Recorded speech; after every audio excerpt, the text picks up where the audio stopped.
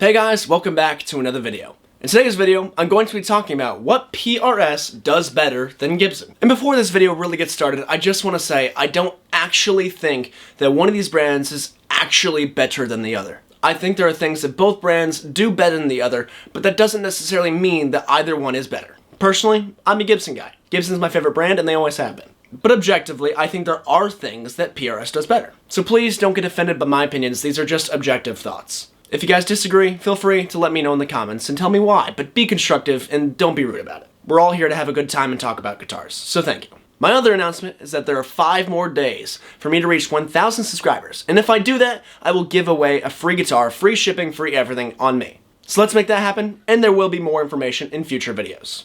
So let's get on with the video. The first thing that I think PRS does better than Gibson is their quality control. But yes, in 2019, the Gibson quality control has gotten a lot better. Before that, there were a lot of things that were really suffering. It wasn't that uncommon to see tons of tooling marks on the fretboards and messed up paint around the binding and stuff like that that you shouldn't have to deal with a guitar of the price of this caliber. While on PRS, something that they do incredibly well, and this is definitely one of their best attributes, is you can really tell how much time is put into each instrument. And that's also regardless of the price range. Every single guitar seems like it's made exactly the same way as the next, while on Gibson, each guitar will feel a little bit different than the other. That's actually something I like about Gibson. Rhett Scholl talks about this a bit, but you really have to search and find the perfect Gibson guitar for you.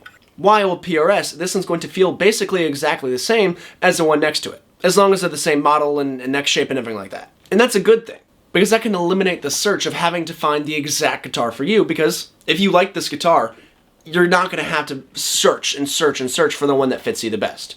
Because chances are, if you like the guitar, it's going to fit you just the same as all the other ones. Again, that's if it's the same model and same shape and everything like that. And that's not necessarily a bad thing about quality control in specific. I'm just saying there are problems with Gibson's quality control, and they're also a little bit different from one guitar to the next. I've never had any issues with Gibson's quality control, but I know a lot of other people have, so the general consensus is that Gibsons have worse quality control than PRS. The next thing, and this one's actually pretty ironic because it's the inverse with my experience, is that Gibsons have worse tuning stability. This is partly due to the break angle of the headstock. As you can see here, whenever the strings come out of the nut and all the way to the tuners, the angle is very sharp, especially with the G string. And that can cause some tuning stability issues. But with PRS here, you can see that based on the headstock design and shape, they basically come straight out of the nut, straight to the tuner. So the break angle is very minimal, causing it to have much better tuning stability. But what's funny is this guitar here in particular doesn't stay in tune for me. I think I've got a lemon because I've actually had this guitar professionally set up and it just won't stay in tune. While all of my Gibsons have stayed in tune, all the ones I've ever played around. Again, most of the time, that's not going to be the case. You're probably going to have both stay in tune pretty well, but if something's going to go wrong with tuning, it's probably going to be the Gibson, just statistically. But it is funny how my experience is actually the inverse of what people generally like to say about these guitars. And since we're talking about headstocks, let's talk about probably Gibson's biggest downfall, and that's their headstock angle. As you can see here, the angle of the headstock is much sharper than that of the PRS. And what that means is that if this guitar is dropped, especially on the headstock area, it's not all that uncommon to find broken headstocks or repaired headstocks Gibsons. While it's much more uncommon because of the less aggressive angle on the PRS. You can still find them, but it's much less common. A lot of people will refuse to buy a Gibson instrument for that very reason. Because if you break your headstock and get it repaired, it tanks the value of the guitar. Not only that, but that's also a pretty expensive fix. So if you're super worried about breaking a headstock with your lifestyle and what you do with your instruments, then don't get a Gibson because that's something that can happen. Again, it can happen in PRS too, it's just much less common. Now let's talk about how these guitars sound. PRSs are generally way more well-rounded than a Gibson. With Gibsons, they have their own sound, and the Les Paul particular has a very big, round, warm sound. And that's the sound that I love, but I will admit it's not nearly as well-rounded as all of the tones you can get out of a PRS.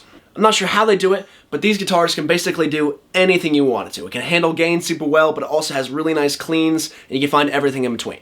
While Gibsons, especially ones with humbuckers, they have their own sound, and they do that sound very well. But it is just different and less well-rounded than a PRS. Now let's talk about the necks. This is something that I really like about Gibsons, but I will admit it does have its downsides. And that is that Gibsons have fret nibs. Fret nibs are where the binding kind of goes up and covers the side of the fret. And that makes it that way you can't feel the edges of the metal fret. And that makes it super comfortable to play, and I love it. But they can become brittle and break. and it's not really a super easy or cheap repair to do.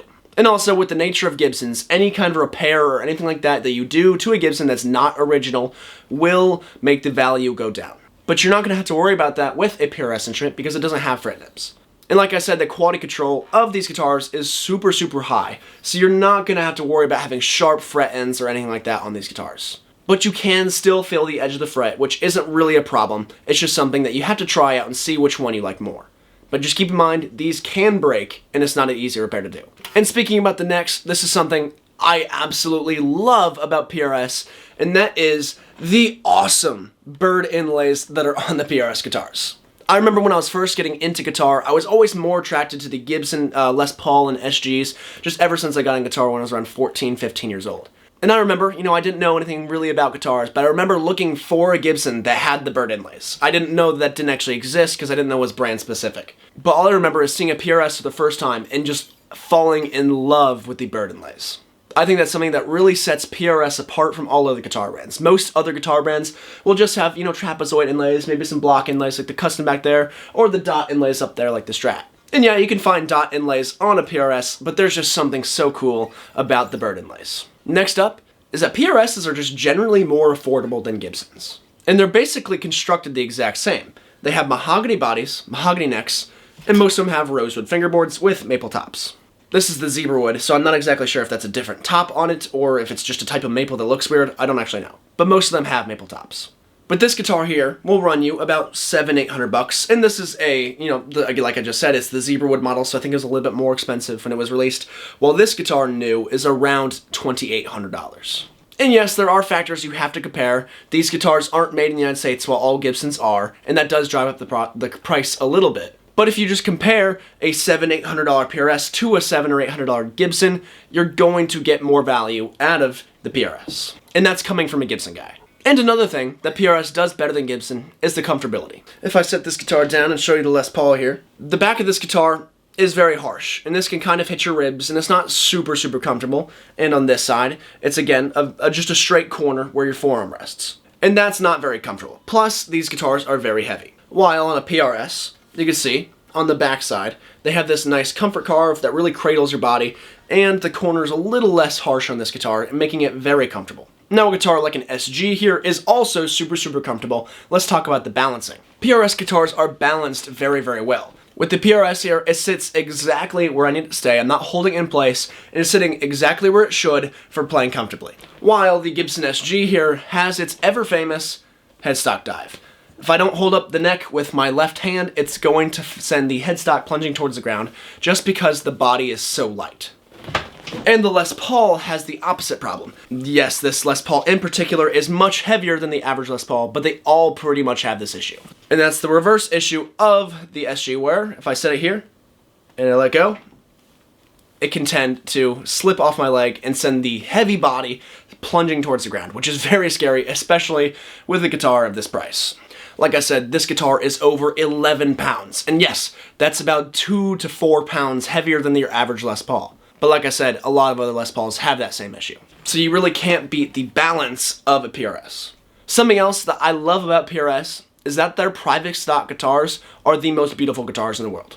Unfortunately, I've never had the luxury of playing one of those instruments, but if you follow them on Instagram, you could see these gorgeous guitars. Now yes, Gibson also makes some beautiful art guitars, such as the Les Paul Supreme, and you also have, I think it's called the Ice Flame, and I think that's one of the most gorgeous guitars I've ever seen. But there's really nothing that could beat these private stock PRS guitars. Again, unfortunately, I've never had the luxury of playing either one of those, but hopefully one day I can own both of them, because they are both super, super gorgeous. I think the last thing that I'll talk about in this list is that PRSs have the availability of having 24 frets. This is the PRS SE Custom 24, meaning it has 24 frets. And I think having the availability of having those 2 extra steps of notes is very nice when playing, because it gives you just, that's 2 more notes worth per string that you can play.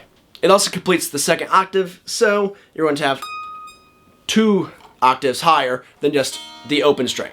And if you don't like having 24 frets, because it does move the neck pickup a little bit closer to the bridge, you can get the 22 fret version, and that will fix that issue. It's not really an issue, it's just personal preference. But that is the last thing that I think PRS does better than Gibson. Again, I love both these brands so much, and I hope to own many more of both of these guitars in the future. But I think comparing these brands and just admitting that faults to both brands is something that's a very healthy thing to do. But anyways, if you guys liked this video at any moment, feel free to click like. And if you loved it and you want to see more content from me, subscribe. Thank you so much for watching, and I'll see you guys in my next video.